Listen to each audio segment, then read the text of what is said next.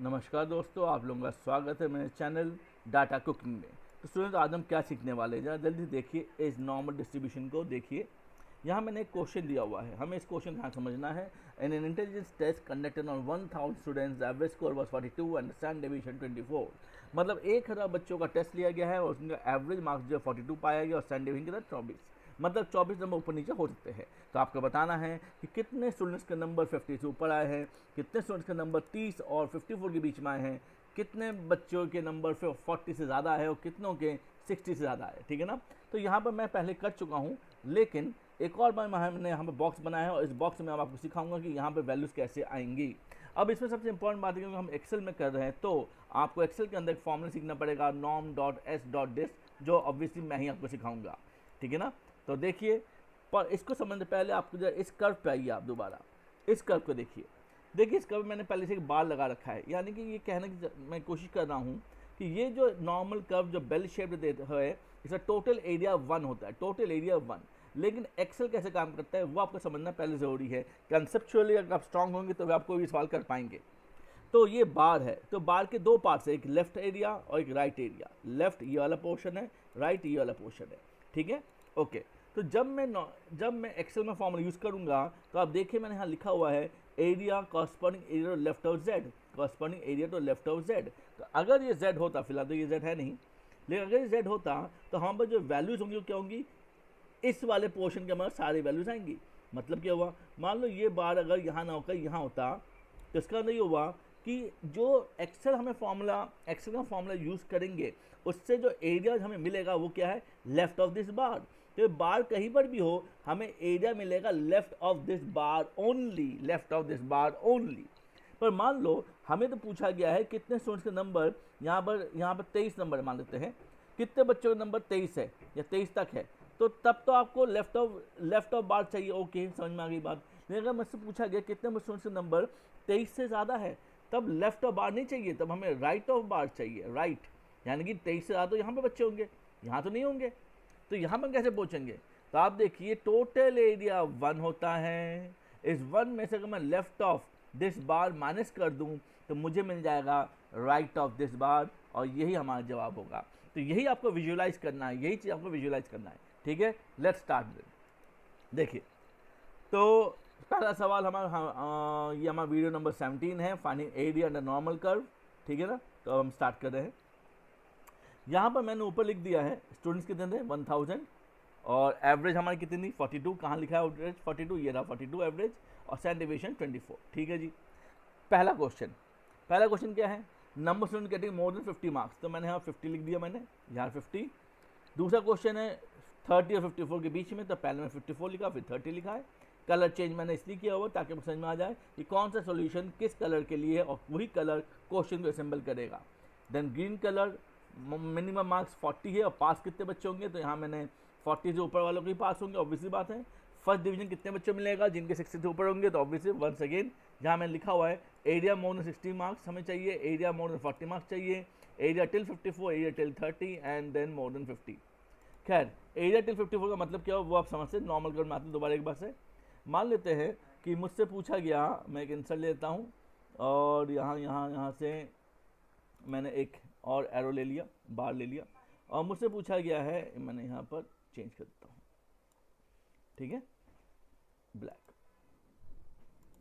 मुझसे पूछा गया है कितने स्टूडेंट्स के नंबर जो आएंगे वो आपके ये आपका हो गया मान लीजिए 13 है और ये आपके 23, 13 और 23 के बीच में आएगा, 13 और 23 के बीच में आएगा। तो हम करना क्या है, लेफ्ट सम चलेंगे, तो पहले पता करेंगे कितने स्टूडेंट्स के number left of this bar, small bar ये वाला बार लेफ्ट ऑफ दिस आ रहे हैं, तो आप करेंगे पूरा एरिया पता चल जाएगा। फिर आप निकाल लेंगे कितने स्टूडेंट्स के नंबर लेफ्ट ऑफ दिस बार है, तो आप करेंगे ये वाला एरिया पता चल जाएगा। तो अगर आप इस टोटल मतलब यहाँ तक एरिया जो हमने निकाला हुआ है, इस फर्स्ट एरिया में से अगर मैं सेकंड एरिया इसको माइनस कर दूंगा तो we will having this area left, और यही रीजन जो है ये हमें चाहिए। ठीक है ना। चलिए फिर वापस, okay.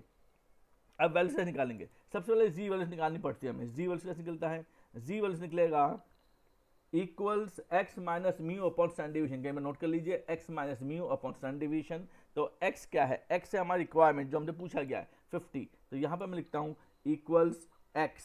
So what is my x, x is 50, 50 select कर दिया, माइनस म्यू, म्यू मतलब जो पूरे पॉपुलेशन का एवरेज था, तो ये पॉपुलेशन एवरेज 42 है, इसे मैंने फ्रीज कर दिया फंक्शन F4 से, डिवाइडेड बाय स्टैंडर्ड डेविएशन जो हमारा 24 है, इसे मैंने फ्रीज कर देता हूँ फंक्शन F4 से और एंटर करता हूँ 0.33, बहुत बढ़िया, पहले भी यही वैल्यूज आई हुई है, और अब मैंने इसको डबल क्लिक कर देते हैं तो सारी वैल्यूज देखिए ऊपर वाली वैल्यूज नीचे आ गई है, ठीक है ना। ओके, नाउ अब मुझे पता करना है कि corresponding area to left of Z, ये नाम यहीं से मुझे यहाँ पर लगा लेना चाहिए था, खैर मैं यहाँ पर छोटा लिख देता हूँ, कॉरस्पॉन्डिंग टू जेड या Z area, left of Z area, ठीक है ना, तो आपको ध्यान रहेगा। तो लेफ्ट ऑफ जेड एरिया अब ये 0.333 है, जब एक बार देखते हैं अगर मैं इस कर्व पे आता हूँ, यानी कि यहाँ कहीं पर 50 हो और मुझे लेफ्ट चाहिए, तो लेफ्ट एरिया केवल चाहिए, लेफ्ट एरिया कैसे निकालेंगे वो देखते हैं। तो अब मैं फॉर्मूले बताता हूँ, या फॉर्मूले हम क्या यूज़ करने वाले हैं, इक्वल्स नॉर्म, थोड़ा सा मैं इसको बिल्कुल लेफ्ट पे चला गया है यहाँ पर, हाँ अब ठीक है, इक्वल्स नॉर्म NORM.S.dist, यही फॉर्मूला यूज करना है आपको, ब्रैकेट ओपन, z क्या है मेरा, z है 0.33, इसे सिलेक्ट कर लिया, कॉमा, क्युमुलेटिव का मतलब होता है कि लेफ्ट से लेकर के यहाँ तक कितना एरिया होगा, लेफ्ट से लेकर यहाँ तक कितना एरिया होगा, ये आपको निकालना है। तो यहाँ पर क्युमुलेटिव के लिए मैं 2 लिख देता हूँ, TRUE, ब्रैकेट क्लोज कर देता हूँ और एंटर, तो 0.30 समथिंग आ गया, और इसी को मैंने यहाँ पर ड्रैग कर लिया, तो मेरे पास सारे एरियाज आ चुके होंगे, कलर चेंज हो गया, ये मुझे चलिए आपको समझ में आ जाना चाहिए, या कलर चेंज कर दूं, फॉर्मेट और कलर चेंज, ठीक है ना, चलिए ऐसे आप बाकी कलर चेंज कर लीजिएगा। अब मोर देन 50, देखिए पहले क्वेश्चन क्या है, मोर देन 50, पर ये क्या बताता है, area to left of Z बताता है, और मोर देन 50 का मतलब 50 से ऊपर का मतलब राइट पे जाना है, तो क्या करेंगे, इक्वल्स 1 माइनस दिस वन और एंटर करते हैं, तो मेरे पास यानी मोर देन 50 आ गया, ठीक है ना। अब नेक्स्ट क्या है, एरिया टिल 54 और एरिया टिल 30, ये दोनों एरिया मेरे पर आ चुके हैं, इसको भी मैं जरा फॉर्मेट, तो आपको समझ में आ जाए, फॉर्मेट कलर, ठीक है।